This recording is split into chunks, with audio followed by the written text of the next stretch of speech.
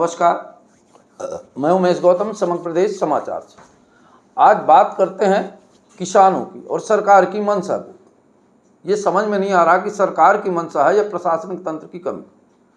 जहां किसानों की खरीदी गेहूं की वैसे ही लेट शुरू हुई है, 15 अप्रैल से 15 मई तक के लिए है। तो पहले तो स्लॉट ही बुक नहीं हो रहे थे, अब स्लॉट शुरू हुए तो सर्वर डाउन की वजह से किसानों के स्लॉट बुक नहीं हो रहे। ये तो सामान्य सी बात हो गई। पर एक बहुत बड़ी बात बताएं, सतना में अभी भी खरीदी केंद्र शुरू नहीं हुए। बहुत सारे खरीदी केंद्रों का आवंटन रुका हुआ है। अब आप एक समझ लीजिए कि 15 मई तक गेहूं की खरीदी होना है और आज 28 अप्रैल है। तो क्या अभी बड़े किसानों के स्लॉट नहीं बुक हुए और स्लॉट भी बुक हो रहे हैं तो एक एक दो दो दिन भर में सर्वर घूमता रहता है। ऐसा लगता है जैसे सरकार की मंशा तो यह है कि मैं किसान के हित की बात करूं, पर प्रोग्राम और सिस्टम ऐसा फॉलो करूं कि किसान अपनी फसल को बेच भी ना पाए। उसके कई कारण हो सकते हैं। उसका एक कारण तो सबसे बड़ा जो है प्रशासनिक तंत्र, सतना जिला का प्रशासनिक तंत्र की लापरवाही कही जाए या शासन की मंशा कि जहां 15 अगस्त से सारे खरीदी केंद्र शुरू होने की बात होती थी, एक तो वैसे भी कई बार डेट बदली। तो क्या प्रशासन तंत्र ने पहले इन सारी व्यवस्थाओं को फॉलो नहीं किया? तो आखिर नहीं किया तो क्यों नहीं किया? और क्यों नहीं किया तो इसमें दोष किसान का नहीं, प्रशासन का है। और प्रशासन में बैठे ऐसे अधिकारी जो खरीदी केंद्र खोलने का दायित्व था, उनके ऊपर कार्रवाई होनी चाहिए, क्योंकि किसान इसमें दोषी नहीं है। और वहीं सरकार किसान हितैषी की बात करती है, पर कुछ सवाल किसानों से भी है। हमारे किसान आज जाति, धर्म और संप्रदाय और पार्टियों में बटे हुए हैं, पर कोई भी सत्ता दल आए किसान के शोषण के अलावा कोई नहीं कर सकता। सबसे बड़ी किसान में कमी तो यह है कि ये संगठित नहीं है। अगर 50 किसान केंद्र में खड़े हैं और एक की तौल जाती है तो वो अपना छोड़ के 49 किसानों को चला जाता है। ये इसकी समस्या है। या यूं कहें कि किसानों में जब तक संगठनात्मक शक्ति का उदय नहीं होगा तब तक किसानों की यही दुर्दशा रहेगी और भोगती रहेगी। जिस गर्मी में हीट वेव हाई अलर्ट है, उस गर्मी में पूरी खरी दोपहरी में किसान अपना गल्ला लिए खरीदी केंद्र में खड़ा रहता है। बात यहां तक तो बिल्कुल सही थी, पर एक बात और बता दें, किसानों के असंगठित और किसान जो कोई भारतीय जनता पार्टी के साथ खड़ा है तो कोई कांग्रेस के साथ खड़ा है, कोई किसी दल के साथ खड़ा है। अरे आप किसान के साथ खड़े होइए।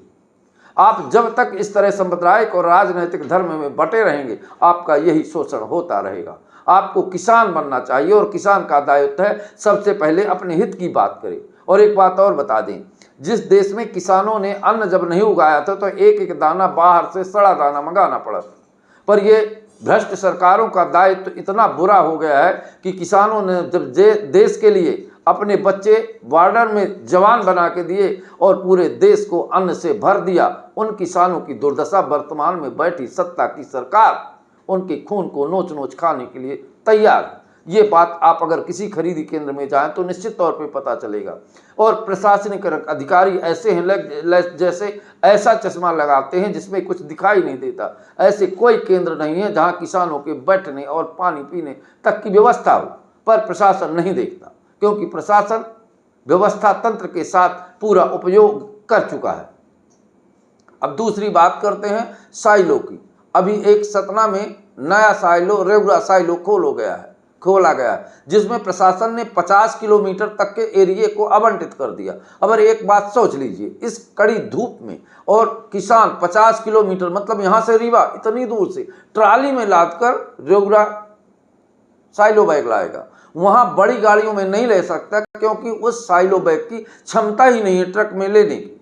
अब आप समझ लीजिए, किसानों को यह कहा जाए कि आपको रसगुल्ला खिलाया जाता है पर जीभ और दांत सिल दिए जाए, यही हालात वर्तमान में सतना जिले के किसानों को है। अब एक आप बात सोच लीजिए कि 50 किलोमीटर दूर दूर से किसान कैसे आ सकते हैं, और किसान जैसे आएंगे तो उन किसानों को ट्रालियों में जो 600 क्विंटल 700 क्विंटल बड़े किसान हैं, उन किसानों की दुर्दशा कैसी होगी।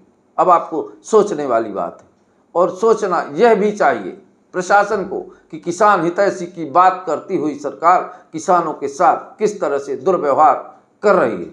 और उन किसानों को जिन्हें 50 किलोमीटर दूर से इस धूप में खरीदी केंद्र गेहूं ले आना है, रेउरा साइलो, उन किसानों के बारे में तो बात करना ही कुछ गलत होगा, पर दोष किसानों का है। किसान पार्टी, जाति और दल और संप्रदाय में बटे हुए हैं। अगर सारे किसान के रूप में रहें तो निश्चित तौर पर लोकतंत्र में संगठनात्मक शक्ति सबसे बड़ी है, और जब तक संगठन नहीं है इसी तरह दुर्भाग्य के आंसू रोते रहेंगे। मैं सतना के प्रशासनिक तंत्र को कहूंगा कि एक बार खरीदी केंद्र में जरूर घूमा जाए और किसानों की हालत को देखा जाए, खासकर उन साइलो बैग, जिन साइलो बैग में आप व्यवस्था करते हैं कि किसान के हित की बात है, उन साइलो बैगों में किसानों के ना तो पानी पीने की व्यवस्था है, ना ही छाया में खड़े होने की। मेरी सतना कलेक्टर से यही मांग है कि एक बार वो खुद अवलोकन करें ऐसे साइलो बैगों का, और किसानों के कम से कम पानी और बैठने की व्यवस्था को सुनिश्चित किया जाए।